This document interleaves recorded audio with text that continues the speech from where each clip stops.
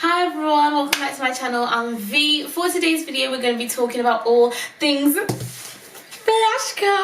I love flashcards. Now, I don't think I'm the best flashcarder out there, but I don't think I'm the worst either. Like, I just do what works for me. But I'm going to tell you guys how I do flashcards, and they've really helped me with all of my exams. And you can use flashcards at university, A-levels, GCSE. They're basically a really effective revision tool for any form of study, for any stage of study. I just want to say a big thank you to today's sponsor, which is KCL, King's College London. And I want to let you guys know about a really cool program that they're running called the K Plus program. A 2 years program run at KCL, full of like activities, events and academic workshops to basically help you when you come to applying for university. The program is aimed at current year 12 students who attend a non-selective school, which is in Greater London. So there's a total of 7 different streams of subject to choose from. So one of the benefits of the K Plus program is their Spotlight Summer School. So you get things like academic tutorial sessions for things like personal statements, student finance. So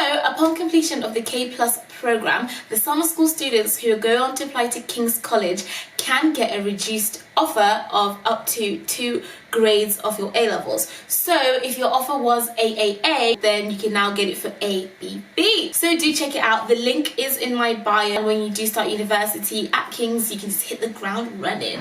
Hit the ground running. Right, now let's get straight back into our video, which is all about flashcards. Flashcards! So why are flashcards important? They are like pocket-sized, little handy, on the go. You can just condense so much and get a whole like topic or a whole subject into like a little mini pack of flashcards. And to me that's just so useful, because when you go into that exam you can't take the whole textbook in your head. You need to take bullet pointed, short, snippy stuff that's going to help you like trigger your memory. They're great because it's like active recall on the spot, active recall all the time. Like you just go. You look at the question, the answer's on the back, go, you turn it over, you get the next one. Like for me it's just boom. I'm not even using words right now, like boom, but like you know what I mean by boom, you know, but they're just literally boom.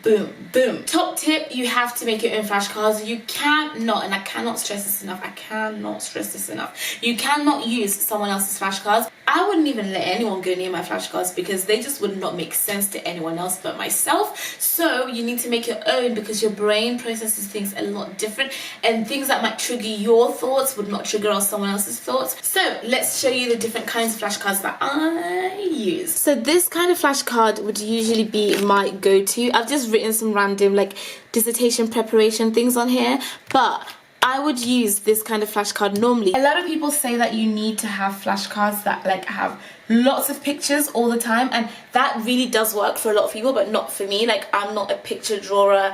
Pictures don't really trigger that much for me, but I do understand where that thought process is coming from.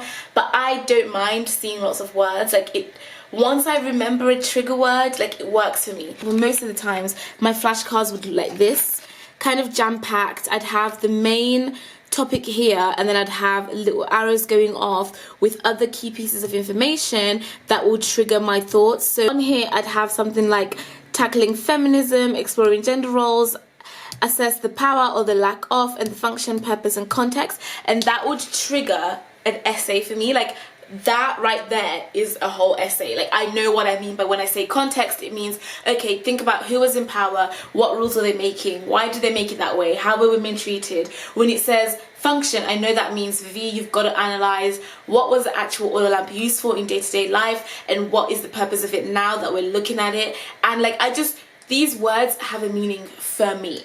So you could essentially write out your exam question on here.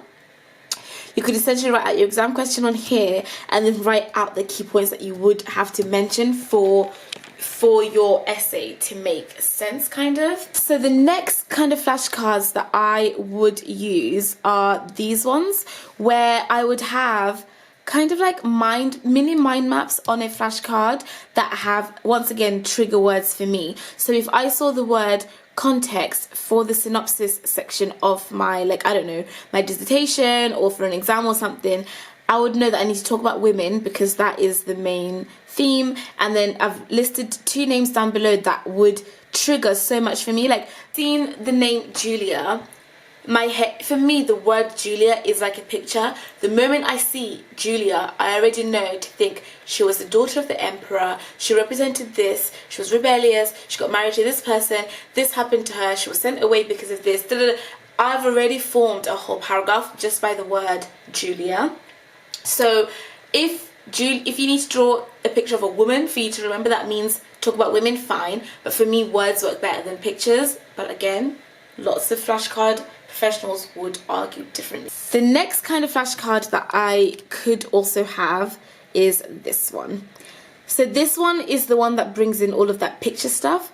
So if I had an exam question on Augustus and religion, I would know that I wanted to talk about these 3 things: the Vesta Virgins, Palatine Hill, Pontifex Maximus. And I've obviously got this little book to represent religion, like a Bible. This is a hill with a house. So this is essentially my exam question, my theme question, and these are the points that I would want to cover. Then on the back of that, I would have the answers to those questions. Like I said, my real flashcards are at home, so this is just an on-the-spot demonstration one, so it doesn't have the real answers on the back, but the back would be filled with answers. The back here, I would have something like the date, the law, the reason, and the outcome. So what was the date that this whole stuff with the Vesta Virgins happened? Who was it under? What was the law? Why did Augustus focus on the Vesta Virgins? And what was the outcome of it? So essentially, that could be a whole essay question on the treatment of women, religion, and how that came into play. Augustus, his reforms, was he actually trying to make change or not? Was he restoring the republic or not? Was he creating a dictatorship? It just opens up a whole barrel of questions for me. So those are the other kinds of flashcards I'd have: question, images, and the answer on the back. Other kind is the same, kind of the same as that one, where I would do the same thing: Augustus, his reforms with women, marriage laws. So try to summarize your stuff to a point where this on its own is literally a whole essay question that can be tackled. And then on the back, once again, I would have all the stuff of like, what was the law, what was the law, what was the law, what were the dates, what was the reason, the outcome, and quote the page that I could find it in a book about Augustus and those laws. Essentially, the main bottom line here is flashcards are whatever you make them. Using pictures, using trigger words, having the exam question, laying them out really like messy, pretty, whatever works for you, works for you. And I've always said my top rule with flashcards is you're essentially condense, condense, and condense again, so that by the time that your exams come, you'll have a stack of flashcards just about Augustus, his reforms and women. Then you have one about, I don't know, Roman art and architecture or whatever. Like, you should have like a whole stack of flashcards that you can use and just flick through, because you can essentially see what you've gotten wrong or what you don't know immediately, impulsively. Like, look, oh, got that right, got that wrong, got that right, got that wrong. Like, I just find them so effective. And the key here is, don't just copy your notes onto your flashcard. You want to condense them, but you don't want to just copy them. Like, your flashcards are another form of learning, rather than you just looking at the same notes you've already made somewhere else. It's all about condensing, condensing, condensing in different ways to help your memory. I'll see you guys in my next video. Good luck with your studying. I know it's only the beginning of term and I probably should be making study videos right now, but trust me, getting ahead and starting sooner is better. So yeah, good luck. I'll see you guys in the next one, and let's stay flashy.